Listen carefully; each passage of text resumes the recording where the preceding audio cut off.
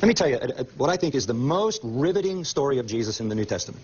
He goes to Nazareth, Luke 4, goes to his own synagogue, preaches one message in his own hometown to all the people he grew up with. His extended family, his uncles and aunts, and everybody that knew him very well preached one sermon. At the end of the sermon, they try to throw him off a cliff.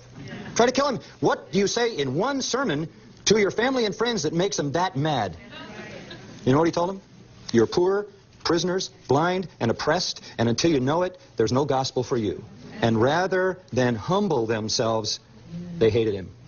And that hatred mounted from his own synagogue till it filled the whole land of Israel, and it put him on a cross. Nobody ever said, everybody's going to line up to buy into this. It is hard to believe. In fact, it's impossible unless the Spirit of God opens the heart and we respond to the truth about our condition. That's where it starts. Then you get to the issue of repentance and believing the gospel.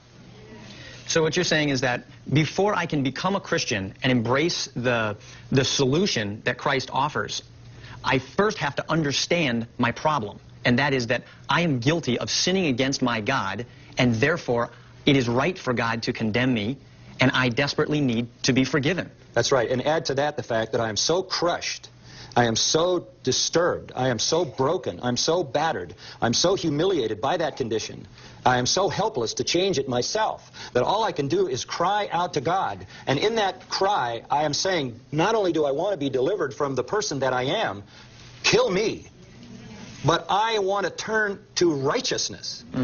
I want, like David, oh, how I love your law. That's the difference. You were talking to Candace about the difference in her life, and I heard her say it without saying it. She didn't love the law of God before she became a true Christian. Now what did she say? I want to obey. And when I see something isn't right, I don't want to do that. That's the love of the law that comes in true repentance. So this is about turning from sin to Christ. And then, of course, believing in the facts of the gospel is the way all of that actually becomes a divine miracle and transaction.